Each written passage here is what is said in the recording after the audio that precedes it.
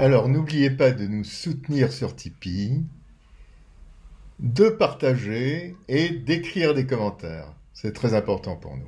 Alors, bonjour. Bon. Alors, pour l'année 2024, j'ai vraiment envie de faire autre chose de cette chaîne. J'ai envie parce que j'ai regardé le nombre, avec le nombre d'abonnés que nous avons, j'ai regardé d'où vous veniez, et vous venez finalement du monde entier, qui est absolument génial. C'est vraiment absolument extraordinaire. Et donc, je vous propose, moi, toutes les semaines, de pouvoir faire un édito sur ce que vous vivez chez vous et par rapport aux grands problèmes de notre époque, bien sûr, si vous le voulez. Ou alors tout simplement quelque chose qui vous intéresse et dont vous voulez parler.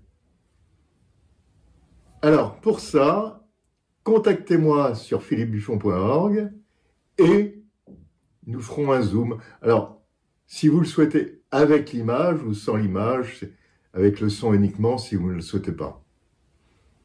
Voilà. Et comme ça, on aura plein d'avis différents venant du monde entier. Ça serait génial. Ça serait vraiment une chaîne ouverte à tous. Ça serait absolument génial. Alors voilà, c'est une idée. Faites-en ce que vous voulez, mais essayons de faire ça. Intervention du président Poutine lors de sa conférence de presse annuelle. Donc, il y avait des éléments qui étaient notables, hein, qui pouvaient nous orienter vers l'éventuelle suite de ce que veulent faire les Russes. Donc, il a mentionné explicitement Odessa comme une ville russe, bon, sachant qu'Odessa, en l'état, c'est une base de départ pour les attaques vers la Crimée, et donc un des centres de gravité russes. Donc, pour des raisons stratégiques, il est probable que les Russes cherchent à s'emparer d'Odessa. Est-ce qu'ils en ont les moyens? Actuellement, non. Est-ce qu'ils auront dans le futur? Peut-être. Est-ce que les alliés otaniens, et notamment les États-Unis, vont laisser faire? Je pense qu'ils vont tout mettre en œuvre pour éviter que cela se passe, voire même peut-être que cela devienne un élément de négociation futur pour faire cesser le conflit. Donc, c'est à suivre. En tous les cas, actuellement, on peut constater sur le front terrestre que les Russes sont en train de façonner le front de manière à créer des lignes de débouchés, hein, des lignes de débouchés pour d'éventuelles offensives de printemps ou d'été, hein, donc après les élections présidentielle en Russie, donc après le 17 mars. Donc cet hiver, je pense qu'on aura droit à des offensives limitées de manière justement à réaligner le front et créer des lignes de débouchés. À l'issue, dès qu'ils seront en mesure de faire ces offensives de printemps, il est possible qu'il y ait trois axes. Un axe d'effort sur Zaporizhzhia pour terminer la conquête de l'oblast de Kherson. Alors peut-être qu'ils s'arrêteront jusqu'à Nikolaïev ou peut-être qu'ils chercheront à aller plus loin. Ensuite, un axe sur Kramatorsk et un axe sur Kharkov. D'ailleurs, les Ukrainiens sont en train de fortifier la frontière entre l'Ukraine et la Russie pour protéger Kharkov. Des attaques nocturnes de drones et de missiles russes ont été lancées sur l'Ukraine, dont une large partie a visé le sud du pays. L'armée de l'air ukrainienne a déclaré avoir abattu un missile et 20 drones. De son côté, Moscou a déclaré avoir intercepté 33 drones ukrainiens au-dessus de la péninsule de Crimée. Dans la ville d'Odessa, un drone abattu est tombé sur un bâtiment résidentiel, entraînant une explosion et un incendie. Plusieurs habitations ont été touchées. Le corps sans vie d'un homme a été retrouvé dans les décombres. Le président ukrainien Volodymyr Zelensky a salué l'efficacité des systèmes de défense aérienne qui lui ont été fournis par ses alliés. Il a également insisté sur la production de nouvelles armes militaires. La Russie a envahi l'Ukraine en février 2022. La guerre opposant les deux pays entre dans sa deuxième année. Concernant les centres de gravité ukrainiens, une très forte tension sur la ressource humaine mobilisée et mobilisable. qui ne fait que se confirmer au travers de différentes déclarations, que ce soit des déclarations politiques internes à l'édifice politique ukrainien, mais également d'autres publicités qui commencent à sortir dans les grandes villes ukrainiennes.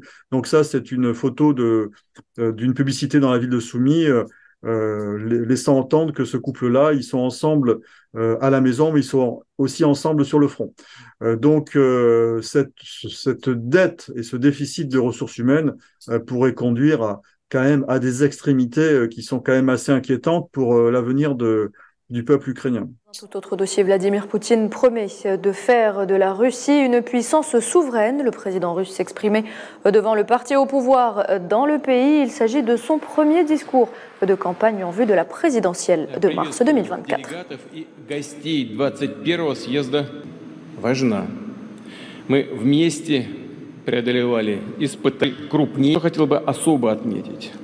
Ce qui nous divise doit être mis de côté. Et bien sûr, nous devons prendre et prendrons toutes les décisions nous-mêmes, sans l'avis de quiconque venant de l'étranger. La Russie ne peut pas, comme certains pays, abandonner sa souveraineté pour un chant et une danse et devenir le satellite de quelqu'un. Tout d'abord, bien sûr, je tiens à vous remercier pour votre soutien constant et fiable, qui est significatif et important pour moi. Nous avons surmonté les défis ensemble, atteint le succès ensemble. Ensemble, nous avons beaucoup à faire dans l'intérêt de la Russie. Concernant la guerre industrielle qui continue, eh bien, il y a des réflexions qui commencent à sortir également de la part des soldats ukrainiens et notamment des artilleurs ukrainiens. C'est que, par exemple, le César qui a été tant vanté, en fait, ils ont du mal à l'utiliser parce que je pense que c'est un positionnement, en fait, avec une centrale inertielle qui permet de le positionner via le GPS. Et je pense qu'ils ont du mal à le positionner parce que la menace des drones est tellement prégnante qu'ils sont obligés de les camoufler, ce qui fait que les centrales de guidage GPS de ces pièces d'artillerie ont du mal à se caler, donc ils ont du mal à les utiliser. Donc c'est une pièce qui est très attractive, mais maintenant que les Russes saturent l'espace aérien de drones rôdeurs, de munitions rôdeuses comme le Lancet, c'est compliqué de les utiliser. Et donc ils se rabattent sur les obusiers américains M777. Hein. Et ce qui est intéressant, ça va également à l'encontre de ce qu'imaginait l'OTAN en termes de jeux d'artillerie. On se retrouve avec des positions d'artillerie qui sont quand même relativement statiques, hein, et qui permettent de tirer sans trop changer de position. Un homme a été tué lors d'une attaque russe à Odessa dans la nuit de dimanche à lundi. Mais les dégâts sont également matériels. Selon le gouverneur régional de cette ville portuaire, les débris d'un drone abattu seraient tombés sur une maison, déclenchant un incendie. 3 bâtiments résidentiels et un entrepôt d'équipements sportifs auraient aussi été détruits. Depuis quelques semaines, Moscou et Kiev ont intensifié leurs attaques de drones. Les autorités ukrainiennes ont affirmé avoir abattu un missile et 20 drones russes dans la nuit de samedi à dimanche. De son côté, Moscou a déclaré avoir détruit 33 drones ukrainiens. Après bientôt 2 ans de guerre, la Russie accentue la pression sur le territoire. Lors du congrès de son parti politique, Vladimir Poutine, candidat à la prochaine présidentielle de mars, a promis de faire de la Russie une puissance souveraine et autosuffisante face à l'Occident. En Pologne, un rassemblement a eu lieu dans la capitale pour réclamer la libération des prisonniers de guerre ukrainiens, une manifestation coordonnée par des résidents ukrainiens de Varsovie et d'autres villes de Pologne, avec le soutien d'activistes locaux. Le Premier ministre polonais Donald Tusk s'est engagé à redoubler d'efforts pour apporter une aide accrue à l'Ukraine, considérée comme une priorité pour son nouveau gouvernement. Donc, pour en revenir à cette opération dramatique sur Krinky de franchissement du Dniepr, eh bien, le but, c'était bien sûr d'atteindre la M14, mais c'est complètement impossible. Et c'est une affaire qui j'espère, va se terminer pour les soldats ukrainiens le plus rapidement possible, parce qu'ils sont très, très mal utilisés, alors que le front ukrainien serait plutôt en train d'être en difficulté dans de nombreux endroits. Et je comprends pas pourquoi on utilise comme ça, de manière mal à propos, sur le plan stratégique, 4 brigades de marine ukrainienne, d'infanterie de marine ukrainienne. Alors, c'est toutes les dissensions entre Zalouzny, Zelensky et Syrski viennent de cela. Hein. Depuis Bakhmout, Zalouzny ne valide plus aucune des options stratégiques du président Zelensky et du général Sirski. Donc il s'est retiré, c'est pour ça qu'on ne le voit plus, hein, d'ailleurs. Il a été mis un petit peu sur le banc. Bref, donc sur le front de Donetsk, donc Marinka est libéré. Sur Avdiivka, le combat se poursuit, hein, avec bien sûr la poursuite de la tenaille. Hein. Voilà. Donc Marinka, il y a des options de percée qui peuvent se concrétiser, notamment vers Kurakove. Ça serait peut-être l'option la plus jouable pour les Russes. Donc, on en revient à ce dont je parlais, ces fameuses lignes de débouchés, hein, de manière à faire des offensives limitées, de manière à créer des lignes de débouchés pour créer ensuite la capacité à déployer une offensive de niveau opératif. Sur le front d'Artemovsk, anciennement Bakhmut, les mêmes choses, les Russes sont en train d'avancer vers l'ouest, en créant à nouveau, en reconquérant tout le terrain qui avait été chèrement gagné par les Ukrainiens, notamment au sud, sur Klishivka, et notamment par la brigade Azov, la fameuse brigade Azov. Hein, et puis, donc ils avancent, hein, et ils cherchent justement à créer cette fameuse ligne de débouchés dont je parlais. Alors là, ça serait plutôt en direction de Kramatorsk. Sur le front de Seversk, je pense que Seversk pourrait devenir également une nouvelle opération de type Bakhmut comme pour les Russes, hein, comme celle qui est en cours en ce moment sur Avdiivka. Donc c'est une zone à suivre, avec sans doute peut-être une tenaille qui pourrait se mettre en place de la part des Russes. Sur le front de Kupiansk, donc les Russes ont avancé sur Sinkovka, ils seraient arrivés aux lisières ouest de Sinkovka. Donc, cette opération, ce front-là est à suivre, sachant que les Ukrainiens, bien sûr, sont retranchés dans la ville de Kupiansk, mais auront un avantage sur le plan défensif, puisqu'il y aura la rivière Oskol à franchir, et eux seront sur les hauteurs qui se trouvent à l'ouest. Évidemment, pour appuyer le narratif actuel, qui est que la Russie serait une menace pour l'OTAN, et que si l'Ukraine perd la guerre, eh bien la Russie va envahir totalement l'Ukraine, ce qui est sur le plan géostratégique une absurdité lorsqu'on comprend un petit peu sur le plan géopolitique ce que les Russes veulent faire et veulent conquérir en Ukraine, hein, des régions qui sont historiquement riches, hein, sur le plan agricole et sur le plan industriel, et qui sont des régions où il y a une majorité de russophones et de populations d'origine russe.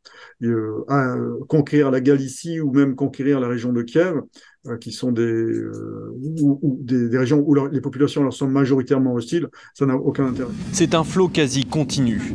Amenés par des passeurs à bord de voitures comme celle-ci, les migrants entrent sur le territoire américain par cette faille dans la barrière de sécurité.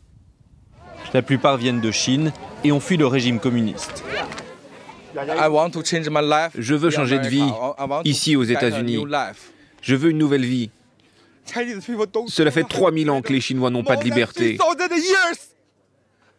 Les Chinois n'ont pas besoin d'un roi, ils veulent juste la liberté et la démocratie. Depuis l'été dernier, des milliers de personnes ont suivi cette route à la recherche du rêve américain. À l'arrivée, c'est un camp de fortune qui les attend. Je n'ai pas encore dormi et je n'ai pas vraiment mangé. J'ai juste eu un cookie et de l'eau. Quelques dizaines sont emmenés vers des centres de détention où ils pourront demander l'asile. Les autres devront passer une nouvelle nuit glaciale dans le désert et ne doivent leur survie qu'aux dons et aux soins fournis par des ONG locales. Tout ce que je fais, c'est mettre des pansements à des personnes qui ont besoin d'une vraie aide médicale. Le gouvernement américain devrait s'occuper de ces gens, leur donner de la nourriture, de l'eau, le minimum pour survivre. Ce n'est pas la faute des gens qui interviennent ici. Tout ça, c'est parce que notre processus d'immigration est défaillant. Une nouvelle crise qui met en évidence l'échec de l'administration Biden. À moins d'un an de l'élection, le président se voit reprocher d'un côté une politique trop brutale en matière d'immigration, de l'autre, un manque de fermeté. Et voilà que le canal de Panama, lui aussi, va mal. Il est à sec et ça va avoir là encore des conséquences sur le commerce international. Oui, alors là, c'est la sécheresse et la faiblesse des précipitations qui ont considérablement abaissé le niveau de l'eau dans le canal. Alors, ça pose un double problème concret. Déjà, il faut réduire le tirant d'eau maximum des bateaux autorisés à passer, c'est-à-dire grosso modo leur profondeur, donc des bateaux plus petits. Puis d'autre part, comme c'est un canal qui fonctionne avec des écluses et que les écluses manquent d'eau, il faut diminuer le nombre de passages dans le canal et donc abaisser le nombre de bateaux qui reçoivent des autorisations. L'autorité qui gère le canal rationne fortement le passage des navires. Pour vous donner un chiffre, en temps normal, une quarantaine de bateaux passent tous les jours. En janvier, on sera limité à 24 et puis ça fait évidemment exploser les coûts pour les compagnies maritimes. Alors le débit des navires ralentit donc au canal de Panama et puis la mer Rouge donc. Et oui, bien sûr, il y a des restrictions liées à la géopolitique aussi, pas simplement au climat. Donc dans la mer Rouge, dont l'accès passe par le canal de Suez, on vient d'en parler, il y a les attaques des rebelles Houthis contre les navires. C'est un problème qui ça a été amplifié avec les attentats du 7 octobre. Les Houthis sont armés par l'Iran, ils défendent le Hamas. Et il y a quelques jours, un missile Houthi a tapé un pétrolier norvégien qui n'avait rien à voir avec Israël. Les tensions sont très fortes dans la mer Rouge. On a de plus en plus de missiles qui frôlent les bateaux de plus en plus près. Bon, évidemment, les primes d'assurance pour naviguer en mer Rouge ont été multipliées par 2, voire par 3. Et d'ailleurs, certaines compagnies, c'est le cas du français CMA-CGM, ont suspendu leur passage en mer Rouge pour quelques jours. Bon, en mer Noire, la situation est plus calme. Les navires, notamment ukrainiens, circulent à peu près normalement. Mais enfin, c'est aussi une zone de tension, comme la mer de Chine, aussi en raison de Taïwan, qui là aussi connaît des tensions épisodiques. Ça devient compliqué de faire circuler des bateaux en haute mer. Ça a quelles conséquences aujourd'hui sur le plan économique? Là encore, très concrètement, une explosion des primes d'assurance, des péages pour les bateaux, et puis les retards de livraison, puisque comme vous l'avez dit, certains navires font des détours de plusieurs milliers de kilomètres. Alors les armateurs arrivent encore à absorber ces hausses de coûts, mais enfin, si ça dure, ça va se traduire par des prix plus élevés. Je rappelle, Dimitri, que le transport maritime, c'est 80% du commerce mondial et ça peut représenter jusqu'à 10% du prix des produits manufacturés. Ça veut dire que l'économie aujourd'hui est dominée par des facteurs non économiques en fait. Le climat, la géopolitique et ces facteurs sont absolument imprévisibles. L'économie est devenue la variable d'ajustement des crises de ce monde. Merci. Les appels à un cessez-le-feu se multiplient alors qu'Israël poursuit son opération visant à détruire le Hamas. Les pressions sur le gouvernement sont montées en puissance depuis l'annonce vendredi de la mort de 3 otages tués par des soldats qui les ont pris par erreur pour des combattants palestiniens. La guerre a rasé une grande partie du nord de l'enclave, tué près de 19 000 civils et poussé la plupart de la population gazaoui vers la partie sud du territoire assiégé. Dimanche, des dizaines de camions de secours ont été encerclés par des civils après avoir traversé le terminal de Rafah avec l'Égypte. Les Palestiniens affamés ont forcé le convoi à s'arrêter, puis se sont précipités pour mettre la main sur la cargaison. Par ailleurs, Israël a accepté pour la première fois d'ouvrir un de ses points de passage frontaliers à Kerem Shalom afin de laisser transiter davantage d'aide humanitaire à Gaza.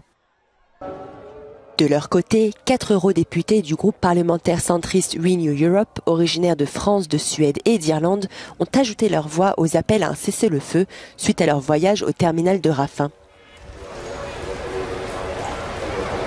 Il y a une volonté quasi générale d'obtenir ce cessez-le-feu au profit des populations civiles de Gaza d'un côté, mais également pour trouver une solution pour les otages qui sont entre les mains du Hamas. Le secrétaire américain à la défense Lloyd Austin est actuellement en visite au Moyen-Orient. Tout en soulignant son engagement à soutenir le droit d'Israël à se défendre, Washington appelle également le gouvernement israélien à prendre des mesures pour protéger les civils à Gaza. Le ministre israélien Benjamin Netanyahou a laissé entendre que de nouvelles négociations sous la médiation du Qatar étaient en cours pour récupérer les otages détenus par le Hamas à Gaza.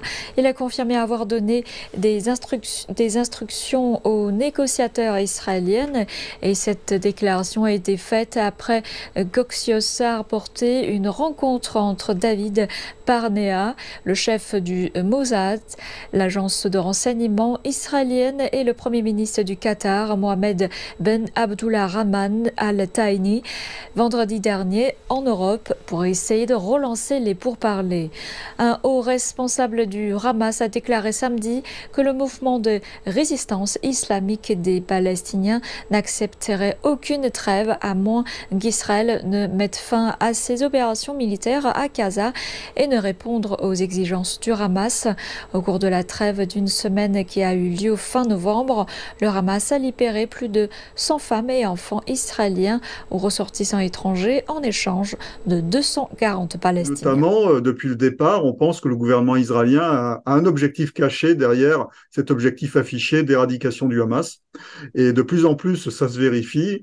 Ça se vérifie non seulement sur le plan de la stratégie qui est appliquée, qui clairement vise à vider la bande de Gaza de la majorité de sa population en la poussant vers la frontière égyptienne, mais surtout par des déclarations maintenant d'officiels israéliens, que ce soit l'ambassadrice d'Israël en Angleterre, qui a ouvertement dit que la solution à 2 États n'était plus une solution viable et qui a été reprise, bien sûr, cette déclaration par le Premier ministre israélien. Donc, le ministère de la Santé de Gaza déclare que 90 Palestiniens ont été tués dimanche après qu'Israël a lancé des frappes sur le camp des réfugiés de Jabalia dans le nord. Israël a intensifié ses attaques contre la bande de Gaza, affirmant que la pression militaire est le seul moyen de libérer ses otages capturés à Gaza. Les forces israéliennes ont déclaré dimanche qu'elles avaient découvert le plus grand réseau de tunnels souterrains du Hamas à ce jour.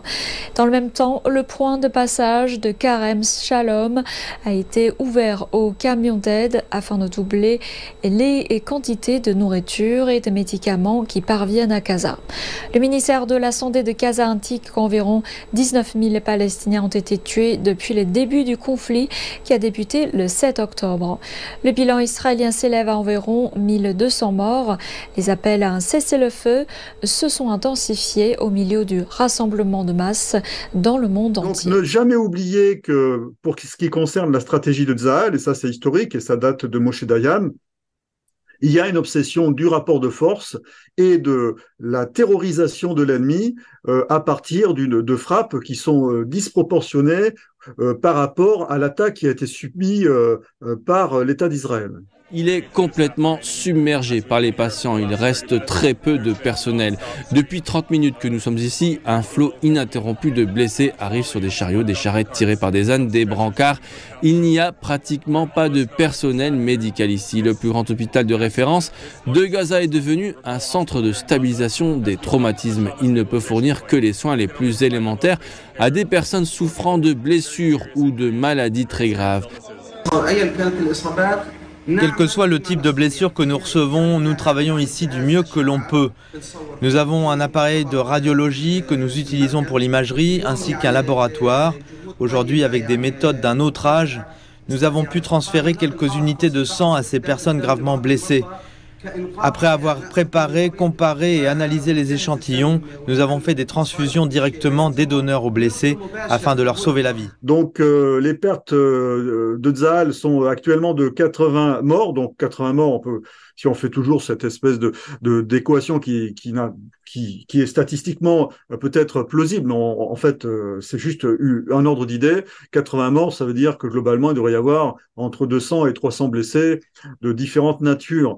Et non, ils avaient annoncé 600 blessés, 600 blessés, 600 soldats blessés, 80 morts, 600 soldats blessés pour 2 mois de campagne dans un environnement urbain, c'est assez faible. Ça veut dire d'abord, à mon avis, plusieurs choses. Que la puissance de feu de Tzahal, puissance de feu terrestre, fait quand même la différence vis-à-vis des forces palestiniennes, des groupes armés qui sont armés très très légèrement comparativement à Tzahal et qui sont de ce fait obligés de mener des combats de harcèlement. Sauf en dernière extrémité, et là on va en parler lorsqu'ils vont commencer à être encerclés, notamment au nord de la ville de Gaza, et surtout lorsqu'ils vont être pressés contre la frontière égyptienne. Donc là, ils vont être obligés de tenir des positions. Et là, les pertes israéliennes vont forcément augmenter. C'est d'ailleurs ce que l'on commence déjà à constater. Ils sont divisés sur les représailles d'Israël contre le Hamas, mais les États-Unis et l'Europe sont unis sur une autre menace régionale croissante.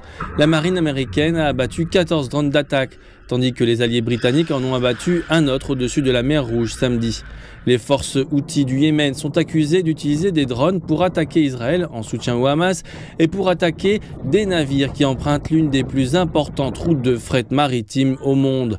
Alors que l'administration Biden envisagerait une riposte militaire directe, la ministre française des Affaires étrangères réfléchit à la même question.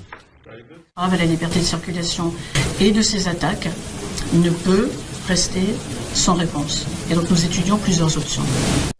Au début du mois, un destroyer américain a abattu 3 drones après que 3 navires commerciaux en mer Rouge ont été touchés par des missiles balistiques tirés depuis des zones du Yémen contrôlées par les Houthis. Au cours du week-end, 3 des plus grandes compagnies de transport maritime mondiales, Maersk, CMA CGM et Hapag-Lloyd, ont ordonné à leurs navires d'interrompre leur déplacement en mer Rouge. Les dirigeants Houthis ont annoncé qu'ils discutaient, par l'intermédiaire d'Oman, de ces attaques. Mais ils ont insisté sur le fait qu'ils continueraient à cibler les navires liés à Israël jusqu'à ce qu'Israël lève ce qu'ils décrivent comme le siège de la bande de Gaza. Si on regarde les acteurs de ce jeu géopolitique sur le conflit de Gaza, j'ai rajouté un acteur, c'est bien sûr l'Algérie qui pourrait être conduite à mener un rôle dans cette exfiltration des dirigeants du Hamas. Le conflit entre Israël et le Hamas menace d'embraser la région. Au Moyen-Orient, ces derniers jours, les rebelles houthis yéménites ont lancé une série d'attaques contre des navires. Plusieurs bateaux de guerre occidentaux ont intercepté des drones et des missiles lancés depuis le Yémen vers Israël. Un navire de guerre américain a stoppé 14 missiles samedi. Inquiets, les États-Unis ont décidé de mettre en place une opération spéciale afin de sécuriser cette voie maritime en mer Rouge, la plus fréquentée au monde. L'armateur français, CMA CGM, ainsi que la compagnie italo-suisse MSC, connue notamment pour ses croisières, ont décidé de suspendre la traversée de la mer Rouge. Ces attaques de drones et de roquettes, lancées par les Houthis, avaient débuté dès le mois d'octobre, en réaction à l'opération militaire israélienne dans la bande de Gaza. Cette cyberattaque a été revendiquée par un groupe du nom de Moineaux du Prédateur. Ce groupe, qui se revendique être lié à Israël, affirme avoir paralysé des stations-service en Iran. Nous avons mené aujourd'hui une cyberattaque détruisant la majorité des pompes à essence en Iran. Cette cyberattaque intervient en réponse à l'agression de la République islamique et de ses mandataires dans la région. Des sources en Iran ont rapporté que la fermeture a affecté à la fois les pompes à diesel et à essence des stations-service du pays. Le ministre iranien du pétrole a informé qu'environ 70% des stations-service à travers le pays étaient fermées. Un problème de logiciel avec le système de carburant a été confirmé dans certaines stations à travers le pays et des experts sont actuellement en train de résoudre le problème. Reza Nafar a souligné qu'il n'y avait pas de pénurie de carburant, mais il a appelé les automobilistes à ne pas se rendre dans les stations-service. Le ministère du Pétrole a également déclaré à la télévision d'État que cette perturbation n'était pas liée à un projet d'augmentation du prix des carburants, une politique qui avait provoqué de vastes manifestations en 2019 et entraîné une répression violente. La télévision d'État affirme que les stations-service cherchent à fournir du carburant manuellement et qu'il faudra au moins quelques heures pour résoudre les problèmes. Cette cyberattaque en Iran intervient 3 semaines après une autre cyberattaque survenue cette fois en Israël contre l'hôpital Ziv de Safed dans le nord du pays. À l'époque, Israël avait informé que l'Iran et le Hezbollah en étaient à l'origine. Vous commencez à voter ce dimanche au sujet de la nouvelle constitution censée ouvrir la voie à des élections et à un retour des civils au pouvoir, promis il y a 2 ans et demi par la transition militaire, mais repoussé à fin 2024. Le oui semble favori. La transition a mené une campagne à gros moyens et s'est aussi assuré le ralliement d'un des principaux opposants succès, Masra, qui appelle à voter oui face à une opposition divisée. Les résultats provisoires du vote devraient être annoncés le 24 décembre prochain. Le détachement de génie chinois au sein de la mission de stabilisation des Nations Unies en République démocratique du Congo a effectué un exercice de défense globale. Il s'agit d'améliorer les capacités de réponse aux urgences des casques bleus chinois déployés dans l'est de ce vaste pays d'Afrique centrale. Cet exercice intervient alors que la situation sécuritaire en RDC continue de se détériorer dans certaines régions. Le détachement de génie chinois a mis en place un plan détaillé de réponse au conflit. Il a jusqu'à présent formé un système de défense complet pour sa zone d'opération. Il maintient également un échange d'informations avec l'ambassade de Chine, le gouvernement de la RDC et la mission de stabilisation des Nations Unies. Nous avons organisé cet exercice principalement pour améliorer l'entraînement au combat à la lumière de la situation actuelle, nous familiariser avec le processus de réponse, améliorer la synergie, sensibiliser les officiers et les soldats à la préparation au combat, renforcer la capacité de réponse aux urgences et veiller à ce que nous puissions répondre efficacement à toutes sortes d'urgences. L'émir du Koweït, Cheikh Nawaf Al-Ahmed Al-Sabah, a été inhumé ce dimanche après une cérémonie privée à laquelle ont pris part des membres de la famille régnante et quelques proches. Enveloppé du drapeau koweïtien, le cercueil de l'émir a été transporté dans une mosquée du Koweït pour des prières avant une cérémonie d'enterrement retransmise à la télévision d'État. Cheikh Nawaf Al-Ahmed. بعد التكبيرة الأولى سورة الفاتحة الحمد لله رب العالمين. Bonjour. Vincent, on a eu confirmation ce week-end. Jack Lang est reconduit à la tête de l'Institut du monde arabe. Le président Emmanuel Macron a choisi de le maintenir pour un 4e mandat consécutif. Oui, Halima, le Père Noël est passé. Jadis, Jack Lang rêvait du Quai d'Orsay et depuis 10 ans, il règne sur l'Institut du monde arabe. C'est l'autre palais des bords de Seine, en aval, et il est fait pour lui. Rive gauche, c'est son habitat naturel. Tout en bas du boulevard Saint-Germain, comme au bout de la route, une terrasse pour regarder le monde de haut comme un pacha. En bas-bouche, c'est une sinécure. L'Institut est à 2 pas de la Tour d'Argent, une cuisine pleine d'emphase, la vie en première classe, et mitoyen du Jardin des Plantes, où la République entretient toutes sortes d'animaux exotiques aux mœurs étranges. Vraiment, Lima était fait pour Lang et Lang pour Lima. On y aime autant les Arabes qu'au ministère des Affaires étrangères, mais autrement, les diplomates tentent de s'en faire comprendre et parlent leur langue. À Lima, on essaie juste de leur faire les poches, et Jack ne parle qu'une seule langue, la sienne. En 10 ans, il n'a même pas essayé d'apprendre. Les Arabes disent « malèche », c'est pas grave. Mais imaginez à Pékin un institut du monde européen dirigé par un apparatchik indéboulonnable qui ne parlerait pas un mot de français, d'anglais ou d'espagnol. On s'étonnerait. Et il y a de quoi. Alors, Jack Lang a 84 ans aussi, c'est notable. Hein. Oui, on sait que l'Ukraine va mal quand on connaît l'âge moyen du fantassin, 42 ans. Jack Lang a 84 ans. N'allez pas lui rappeler qu'il était ministre du gouvernement qui a mis la retraite à 60 ans, ce serait mesquin. Il s'accroche, c'est humain. On comprend moins pourquoi l'Élysée ne l'a pas décroché. Il a créé la fête de la musique, c'est vrai, mais aujourd'hui, ça fait du bruit, surtout, d'avoir un jour signer une pétition pour les pédophiles ou de s'être laissé offrir pour 200 000 € de costumes Smalto, surtout quand on pense au sort de François Fillon. C'est le fait du prince, comme là-bas. Car ce qui distingue le monde arabe, c'est qu'on y cherche en vain un état de droit où la vie publique ne soit pas régie par la faveur du raïs. Jack Halima, c'est pareil, c'est le caprice des dieux. Bon, c'est la France qui décide, Vincent. L'Institut est une fondation française de droit privé. La France assure 80% de son financement. Les autres pays arabes payent ou non leur quote-part et à l'occasion financent des événements qui les mettent en valeur. Jack Lang leur convient très bien. Il aura 87 ans pour son 5e mandat.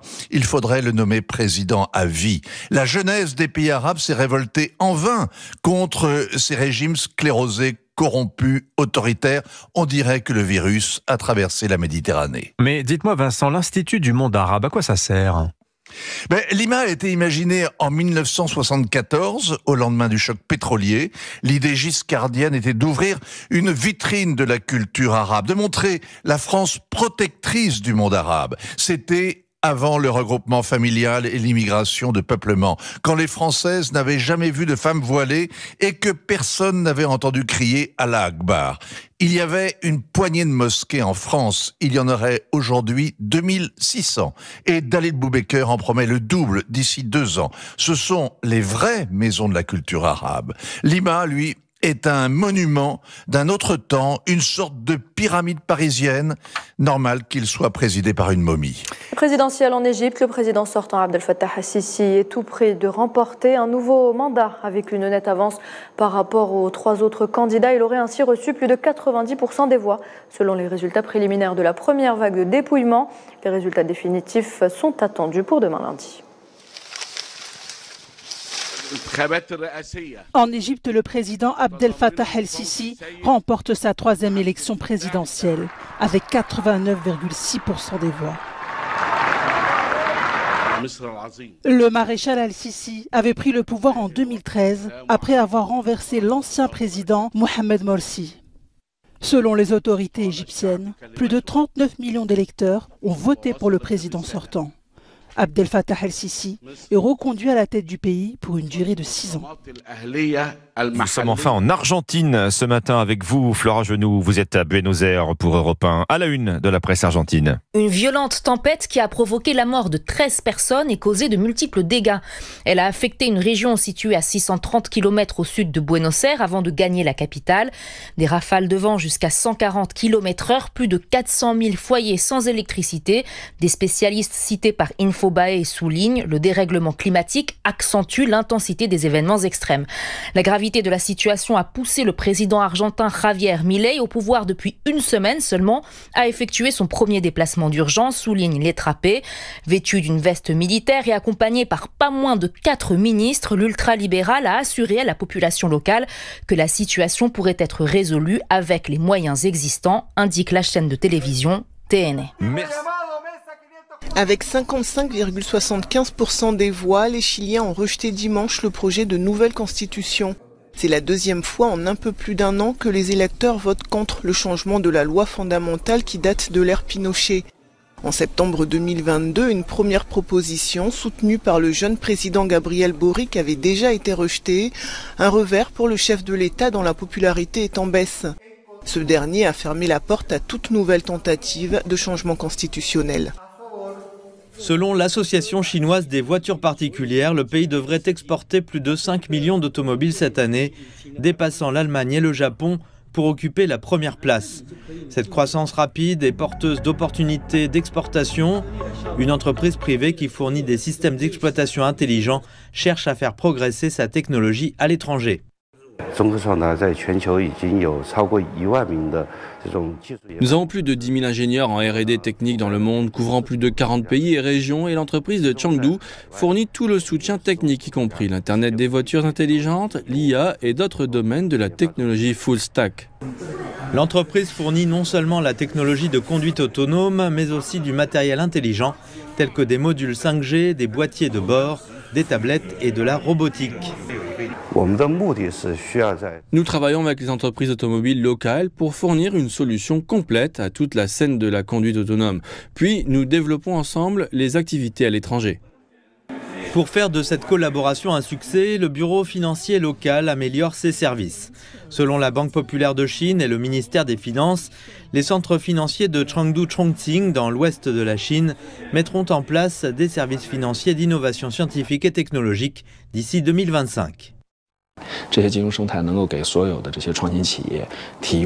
Nous disposons d'un écosystème financier très complet qui peut fournir à ces entreprises innovantes presque tous les services financiers et monétaires transfrontaliers dont elles ont besoin, y compris l'investissement, les services de crédit, le conseil juridique et les services d'intermédiaires pour les aider à aller. C'est un procès qualifié d'historique qui s'est ouvert ce lundi à Hong Kong, celui du magnat des médias Jimmy Lai, poursuivi pour crime contre la sécurité nationale. Le milliardaire de 76 ans, qui est très critique des autorités chinoises, est emprisonné depuis 3 ans, et ce, en vertu d'une loi imposée par Pékin en 2020, un an après les grandes manifestations pro-démocratie. Le procès doit se dérouler en audience publique pendant 80 jours. Jimmy Lai risque la prison à vie. La Corée du Nord a tiré ce lundi un missile lors d'un essai nucléaire. D'une portée de 15 000 km, cet engin de haute pointe est capable d'atteindre les États-Unis. Déjà la veille, Pyongyang avait procédé à un tir de courte portée, retransmis par la chaîne gouvernementale coréenne.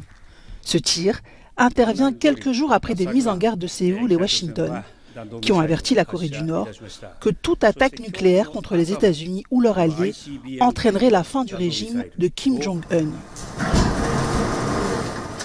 La Corée du Sud a fermement condamné son voisin du Nord. Séoul estime que Pyongyang fait peser une grave menace sur la paix et la sécurité de la péninsule coréenne, ainsi que de la communauté internationale. La Chine, proche alliée de Pyongyang, n'a pas réagi à ce dernier tir. Le régime de Pékin affiche son ferme soutien à la Corée du Nord. En Thaïlande, avec vous, Carole Izou, vous êtes à Bangkok pour Europe 1. Alors, à quoi s'intéressent les journaux du pays ? Un problème occupe la presse thaïlandaise. Comment faire revenir les touristes chinois? Ils étaient 11 millions par an à visiter la Thaïlande avant la pandémie, mais moins de 300 000 aujourd'hui, malgré des mesures favorables comme les exemptions de visa. En cause, un film qui a fait un carton au box-office chinois sur l'histoire inspirée de faits réels d'un jeune couple pris en otage dans un casino entre la Thaïlande et la Birmanie et des rumeurs persistantes sur les réseaux sociaux. Il y a quelques jours, une jeune femme chinoise a été convoquée par la police et vu son visa révoqué pour avoir posté une vidéo où elle disait se sentir en danger dans une rue touristique de Bangkok. Des accusations exagérées pour le Bangkok Post, ridicules selon le journal Chaosot, qui souligne néanmoins que l'arrestation de la jeune femme est contre-productive et invite les touristes de toute nationalité à venir constater par eux-mêmes l'absence de danger dans les rues de la capitale thaïlandaise. Vučić a déclaré que l'élection était une victoire absolue et que la coalition autour de son parti avait également remporté les élections dans la province du Nord de Voïvodine. Mais la coalition de l'opposition a déclaré qu'elle n'avait pas reconnu les résultats, citant des preuves de fraude électorale généralisée qu'elle a l'intention de soumettre à la commission électorale centrale.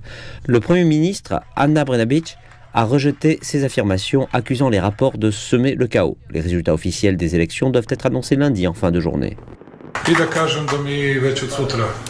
À partir de demain, nous devons déjà commencer à faire un travail important. Je ne peux pas dire que nous avons perdu ces 2 mois parce qu'ils faisaient partie d'un important processus démocratique, mais nous devons nous consacrer au pays, au progrès du pays et au progrès continu de nos citoyens.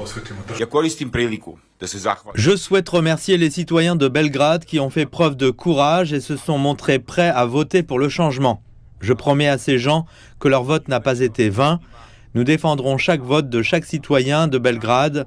Nous défendrons chaque vote des citoyens de Serbie. Vous êtes à Dublin, Clémence, pour Europe 1. Alors, qu'est-ce qui fait les gros titres des journaux irlandais ? L'insécurité dans les eaux territoriales du pays. The Examiner rapporte qu'un sous-marin russe a été chassé du port de Cork au sud de l'Irlande par la marine britannique.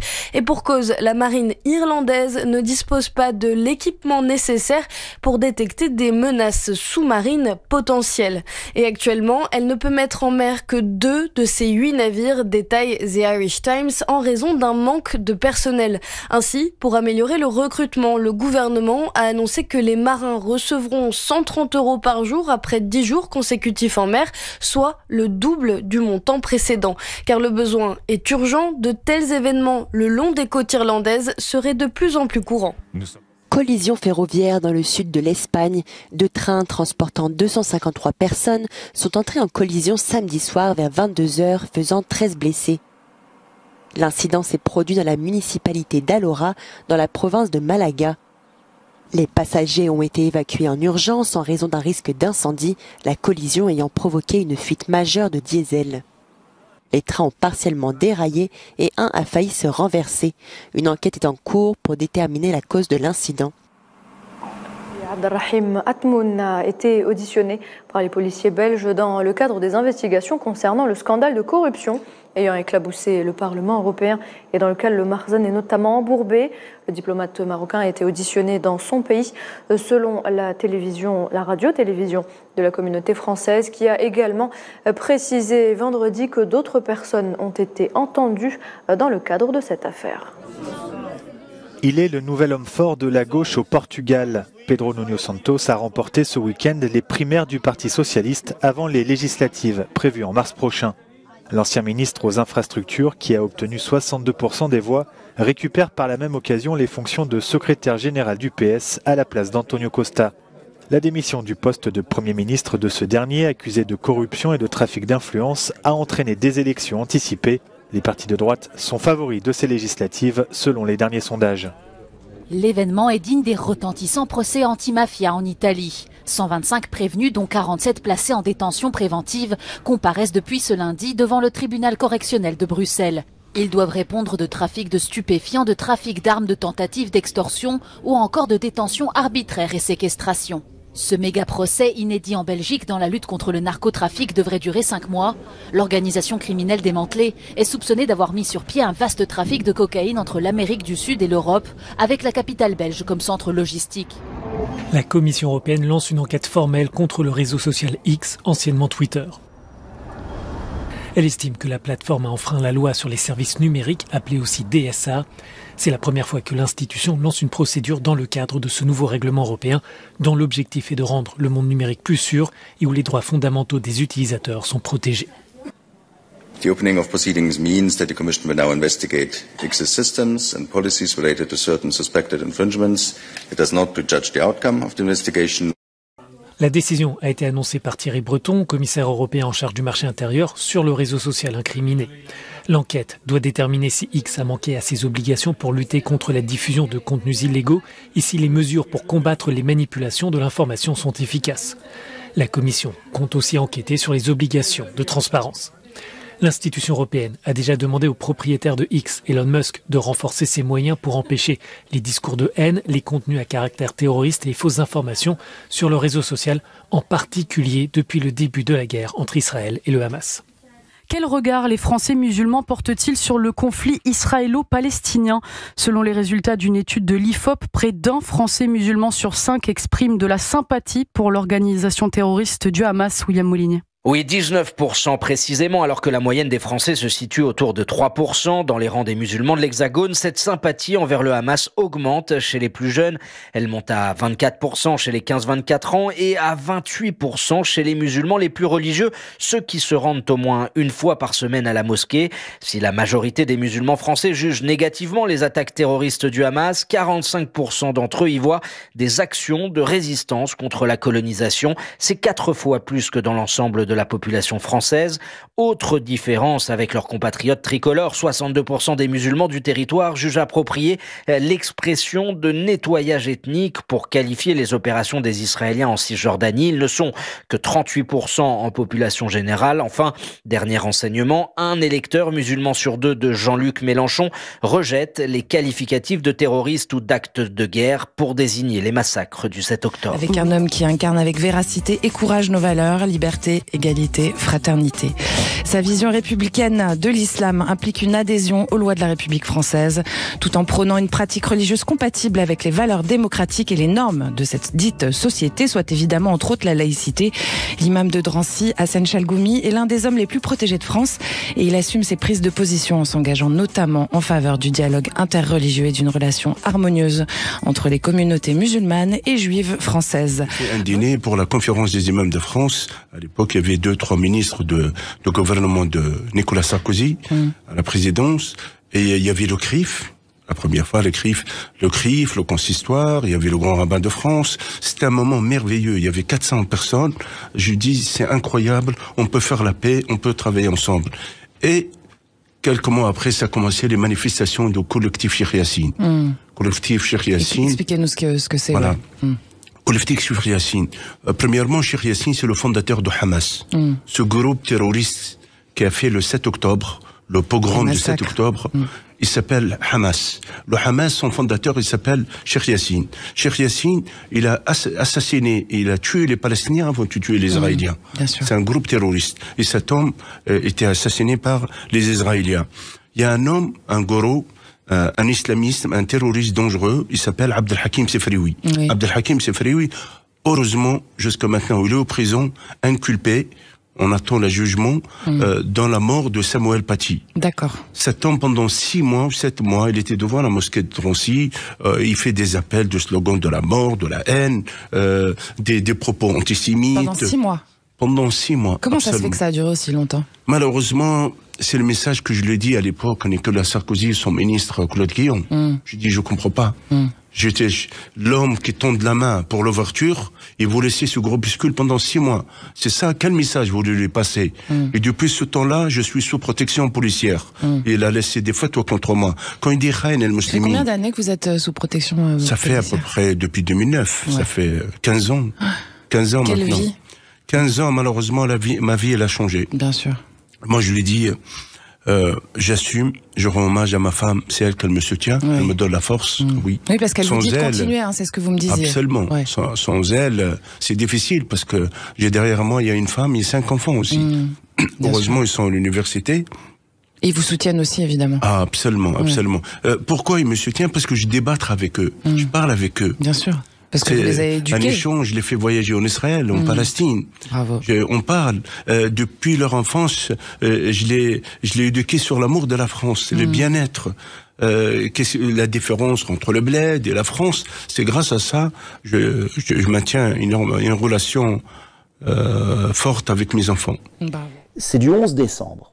Et c'était dans tous les journaux. Ça a été dans le Figaro le 11 décembre, ça a été dans Le Monde le 12 décembre. Et c'est une étude sur l'investissement industriel sur un an, juin 2022, juillet 2023.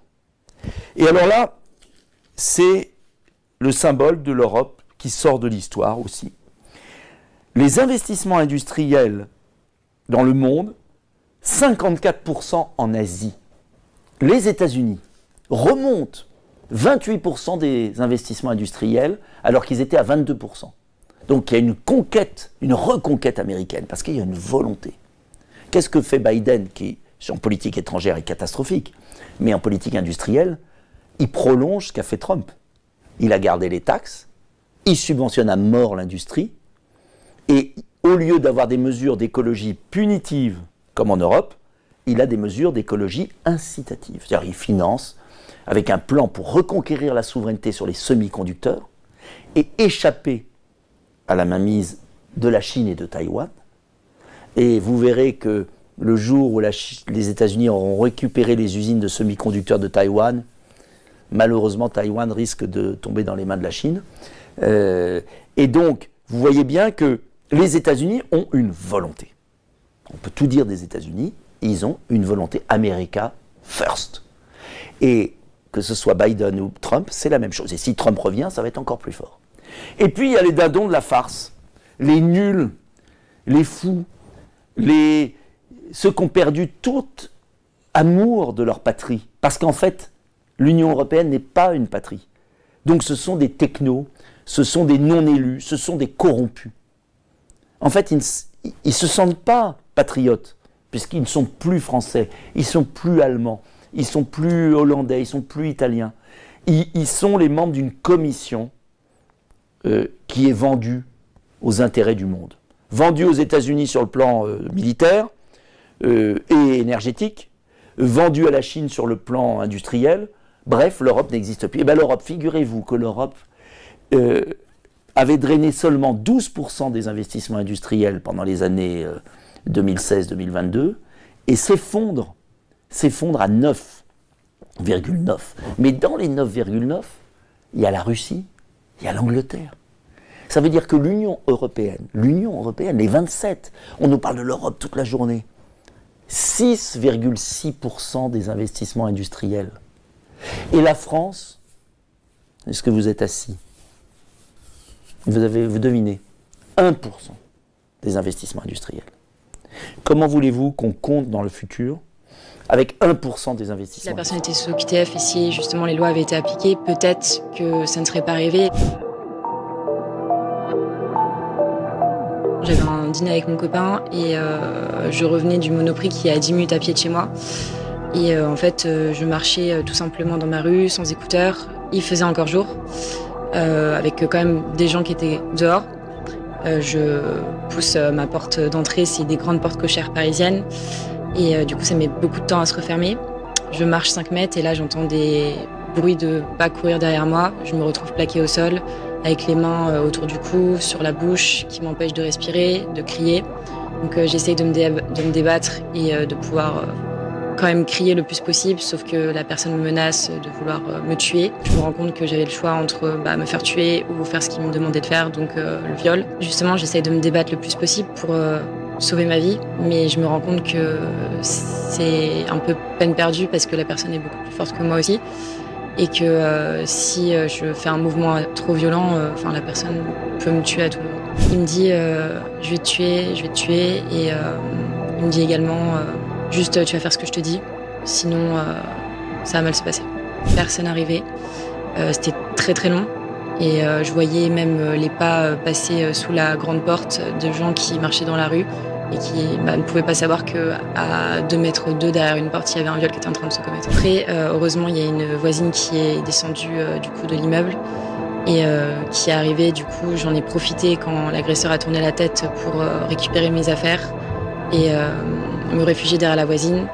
J'étais dénudée en sang parce que du coup, je m'étais blessée également le doigt à cause d'une bouteille de vin que j'avais transportée. Et du coup, l'agresseur part à ce moment-là. Il part avec mon sac de course, donc ce qui a permis l'identification après par la suite, heureusement. Et la voisine, du coup, le calvaire n'était pas forcément fini parce que la voisine m'a pas forcément aidée à appeler la police. Elle m'a laissée un peu toute seule parce que son objectif c'était quand même de prendre son Uber pour partir en vacances. Beaucoup de traumas, très compliqué de pouvoir sortir de chez soi. Je peux plus vivre normalement, je suis obligée de prendre des taxis pour me déplacer. Je peux pas rentrer toute seule chez moi, je peux pas être toute seule non plus. Prendre le métro, c'est impossible. Est-ce qu'il y a aussi un message politique? Est-ce que vous avez un engagement politique aujourd'hui qui vous porte et qui vous amène à parler? Oui, je pense que du coup, ça fait un petit peu réfléchir et j'aimerais bien aussi que justement, si la personne était sous OQTF et si justement les lois avaient été appliquées, peut-être que ça ne serait pas arrivé. Et le problème, c'est qu'aujourd'hui, il y a beaucoup de viols qui sont faits par ce type d'individus et j'aimerais bien pouvoir un peu m'engager également de ce côté-là et pouvoir faire bouger les choses. Vous militez déjà quelque part?